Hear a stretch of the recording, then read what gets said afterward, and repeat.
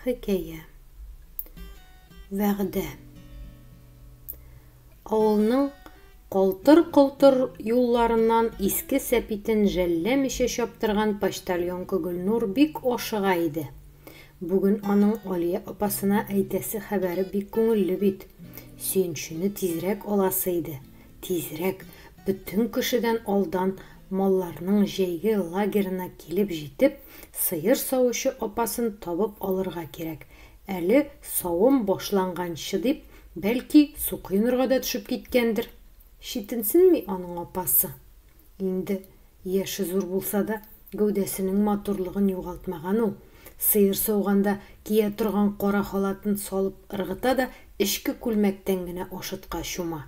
Бигрәк әйбәт Гөлнурның апасы, кешегә авыр сүз әйтмәс, ачуланмас, сыйырларга аты юлы белән сүгенеп акыручы олпамша гәүдәле авыл хатыннарына бер дә ошамаган ул. Ник укырга кермәгәндер инде, әллә кемдә була алыр иде юкса. Эй, шул Хәмите дип, тәки авылда калган юләр. Гомер үткән, Хәмит юк, Алия апасы һаман сыйыр сауа. Жүләр дә инде, хатын-кыз. Шулай итеп, бер туган апасы турында уйлап чаба торгач, ниһаять килеп җитте Гөлнур лагерга. Апа, кая син, апа? Бер сүз әйтәм, кил тизрәк, дип, тыны көне бетеп, кабаланудан иясез, хәбәрсез җөмләләр белән Алияны куандырга ашыкты. Син бит ни, теге билет белән уткансың бит, хәбәре килде, апа, 5000 сум, миңа сөенчегә азрак бирерсең, яме? Теге ни, чуклы итәк алырмын, яме? Аннан магнитофон, яки плеер. 90-нчы еллар башы, 5000 бик зур акча ул чак. Берничә чакрымны туктаусыз педаль әйләндереп, телләре көрмәкләнерлек итеп арыган сеңлесенең тәтелдәвеннән Алия шуны аңлады. Лотерея билетына акча откан икән ул. Акча мәсьәләсендә гомерендә каударланмаган, тапканы белән күн күргән туташ сеңлесенә сәерсенеп карап куйды. Кара инде, шул кадәр чапмасаң. Ярый, рәхмәт яхшы хәбәреңә. Уен өчен алган әйбергә дә акча откач бик шәп булган инде. Бар, ял итеп ал. Алырсыңмы инде чуклы итәк, дип аптыраткан сеңлесенә Алия. Мин аны сиңа лотереяга акча утмасам да алыр идем инде сеңлем. Акча өчен бу кадәр куануыңны һич аңламыйм. Ярый, кич күрешербез, дип апасының шундый зур суммага да битараф булуына ачуы килгән сеңлесен озатып җибәрде. Алия мәктәптә яхшы укучы иде. Аңа зур өметләр багладылар. Институтка керер, берәр зур белгеч булыр дияләр иде укытучылары. Ул мәктәпне тәмамлаган елны әтиләре үлеп китте. Әнисен 2 сеңлесе белән генә ничек калдырып китсен? Китмәде. Йортта да әнисенә терәк булды.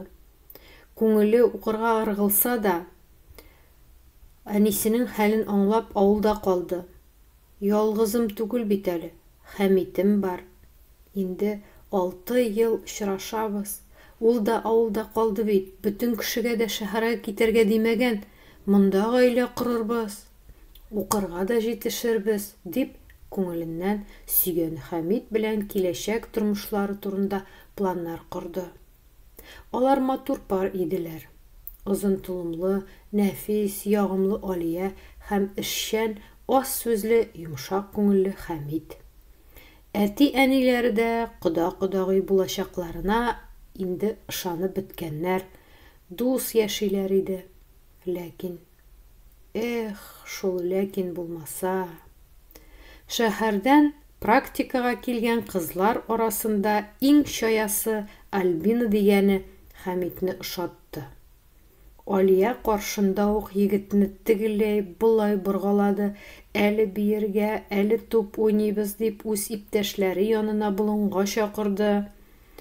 Он будет моим, я так хочу, дип Күзенә карап көлгән Альбинага Хәмитен урлаган өчен Алия бик нык рәнҗеде. Тырышты кызый. Хәмит студентлар яшәгән баракка һаман саен ешрак йөри башлады. Ниһаять, бер ай дигәндә Альбинаны үз өйләренә әти-әнисе каршына алып кайтты. Улым, аңаңа кил, синең өчен түгел бу кыз. Алияны рәнҗетмә, хаталанма дигән сүзләрне тыңлар хәлдә түгел иде инде егет.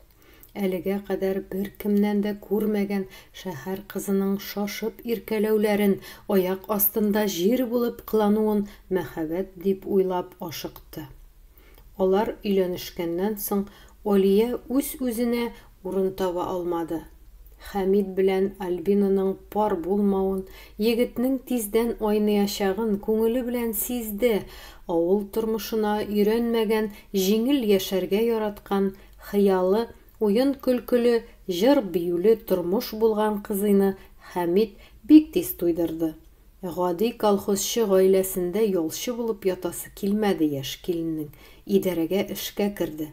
Көненә 3 күлмәк киде, буянды, ясанды, рәисне үзенә каратты. Зур түрәләр кунакка килгәндә, бәйрәм вакытында әледән-әле хуҗалык эше белән чыгып югала башлаган Альбина Хәмитнең ачулануында, ялваруында артына да илмәде. Баласы туу да үзгәртмәде Альбинаны. Уллары ана назын күрмәде. Алия бүтән авыл телендә булган бу гаиләдәге хәлләрне күзәтеп, Хәмитне кызгана, тыштан сүксә дә эчтән йөрәге сыза иде. 1-2 елдан Хәмит Алия кырына килде. Алия, гафу ит мине. Мин сиңа әйтергә тиеш. Каргышың төшкәндер. Яшәүем яшәү түгел. Шушы берничә елда дөньядан туйдым. Син гафу итмәссең инде. Югыйсә, әллә яңадан дип сүз башлаган ирне бүлеп Алия юк диде. Балагыз бар. Үзең сайладың язмышыңны. Хәзер түз инде. Каргамадым да алай дип ялгышма. Улыңны еш күрәм, әбисе кулында. Гел үзең аның өчен дип яшә диде.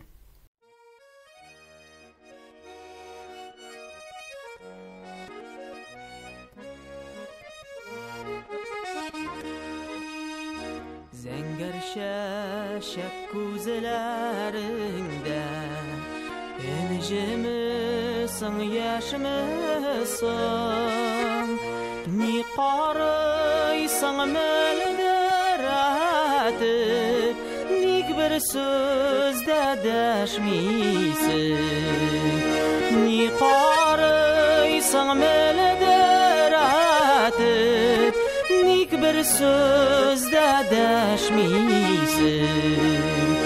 Зәңгәр шәшәк моңсуланыр, карама миңа һаман, мин үзем дә синең кебек сагынып тынада янам.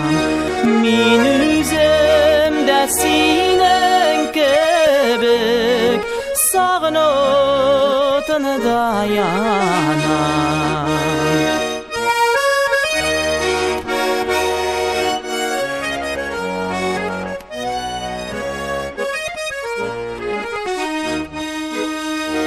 Зәңгәр шәшәк хәлләреңне әйтмәсәң дә беләм бит, авыр икән аерылулар, сагынулардан үләм бит. Авыр икән аерылулар, сагынулардан үләм бит.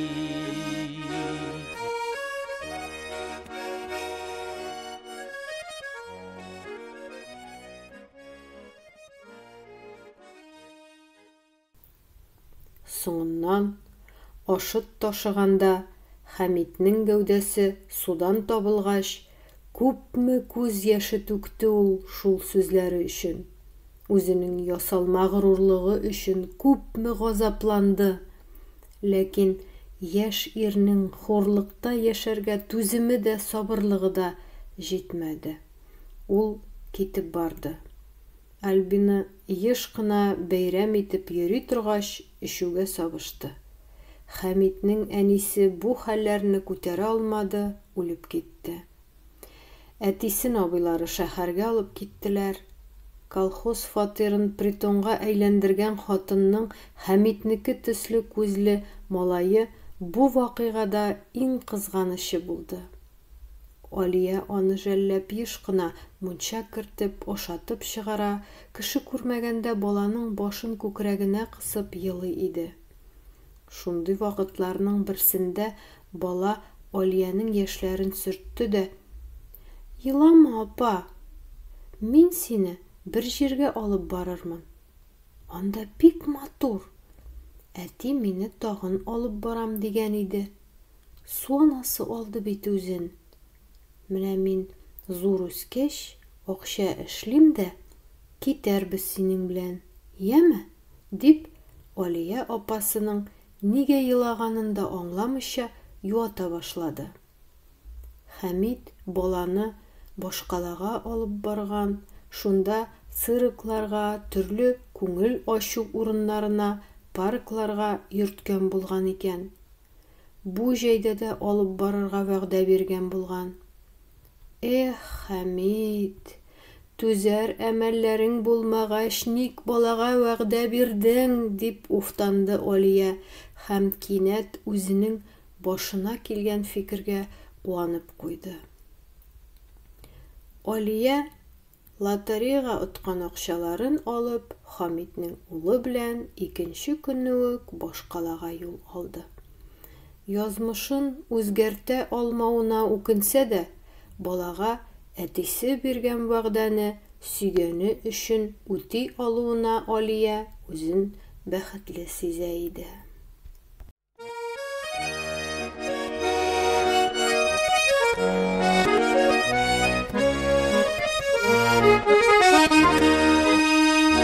Зәңгәр шәшәк күзләреңдә Энҗемесең, яшьмесең, ни карыйсың мөлдерәтеп, ник бер сүз дә дәшмисең, ни карыйсың мөлдерәтеп, ник бер сүз